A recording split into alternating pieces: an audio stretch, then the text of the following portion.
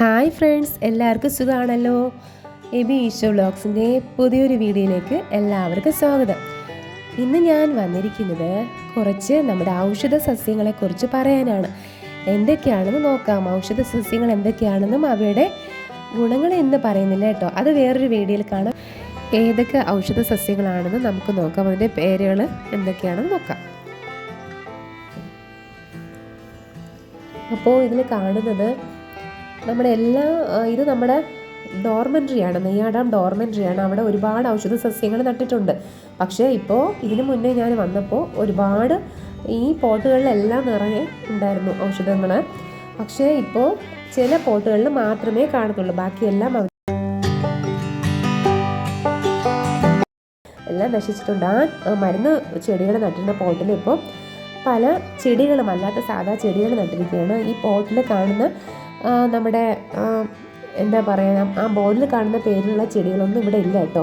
വേറെ നമ്മുടെ കുടങ്ങിലാണ് ആ കാണുന്നത്. പക്ഷേ ചില പോട്ടിലൊന്നും പിന്നെ ബോർഡ് മാത്രമേ വച്ചിട്ടുള്ളൂ, അതിൽ ചെടികളൊന്നും കാണുന്നില്ല. അപ്പോൾ അതിൽ കുറച്ച് ചെടികളൊക്കെ ഉണ്ട്. അതൊക്കെ എന്തൊക്കെയാണെന്ന് നോക്കാം. ഈ ചട്ടിയിൽ കാണുന്നതാണ് പീകോക്ക് ജിഞ്ചർ എന്ന ചെടി.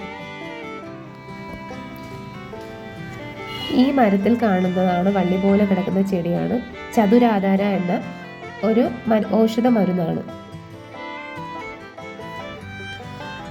ഈ കാണുന്ന ചെടികളിൽ എല്ലാത്തിനും ഒന്നും ബോർഡൊന്നും വച്ചിട്ടില്ല. അപ്പം അത് കാരണം ഏതാണ് പ്ലാന്റ് എന്ന പേരൊന്നും അറിയത്തില്ല. ഇത് നമ്മുടെ കറ്റാർ വാഴയാണ്, അലോവര അഥവാ കറ്റാർ വാഴ.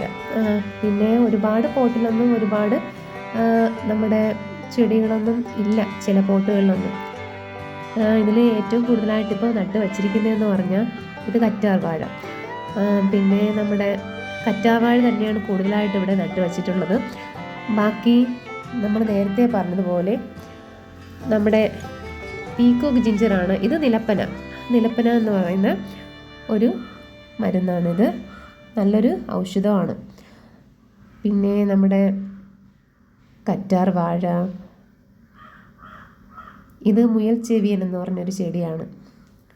ഇതൊക്കെ വളരെ റെയറായിട്ട് കിട്ടുന്ന ഇത് കാട്ടുവള്ളി ആ പോട്ടിൽ നിൽക്കുന്നത്. പക്ഷേ ഇപ്പോൾ നമ്മുടെ ഈ കാണുന്നതാണ് വിശല്യകരണി എന്ന ചെടി. വിശല്യകരണി എന്ന് കേൾക്കുമ്പോൾ തന്നെ വിഷത്തിന് എന്തോ ഉപയോഗിക്കുന്ന ചെടിയാണെന്നാണ് തോന്നുന്നത്. എൻ്റെ ഉപയോഗമൊന്നും അറിയത്തില്ല.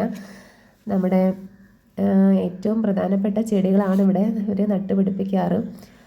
ചില ചെടികളുടെ ഒന്നും പേര് അറിയത്തില്ല. ഇത് നമ്മുടെ പനിക്കൂർക്ക. അപ്പോൾ ഇത് നമ്മുടെ ചിറ്റരത്ത എന്ന് പറയും. അതും ഒരു മരുന്ന് തന്നെയാണ്. എന്തിനാണെന്ന് ഉപയോഗിക്കുന്നതെന്നും അറിയത്തില്ല.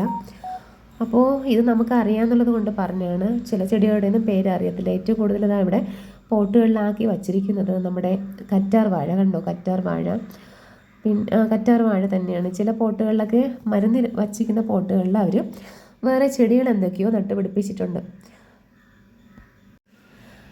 ഈ വള്ളി ചെറുതായിട്ട് കണ്ടാണ് ശതാവരി. അത് നല്ലൊരു മരുന്നാണ്. അത് ഈ മേഘവാതത്തിനൊക്കെ ഉപയോഗിക്കുന്ന മരുന്നാണ്. ഇതാണ് എരുക്ക്. 2 തരം എരുക്കുണ്ട്. ഇത് അതിലൊന്നാണ്. ഇത് ആടലോടകം, ചുമയ്ക്കൊക്കെ ഉപയോഗിക്കുന്ന മരുന്നാണ്. ഏറ്റവും കഫക്കെട്ടിന് ഏറ്റവും നല്ലതാണ്. ഇത് നമ്മുടെ തുമ്പ. അപ്പോൾ ഇത്രയേ ഉള്ളൂ ഗായ്സ്. നമ്മുടെ വീഡിയോ ഇഷ്ടമാണെങ്കിൽ നിങ്ങൾ ലൈക്ക് ചെയ്യുക, കമൻറ്റ് ചെയ്യുക, ഷെയർ ചെയ്യുക. നമ്മുടെ ചാനലൊന്ന് സബ്സ്ക്രൈബ് ചെയ്യുക.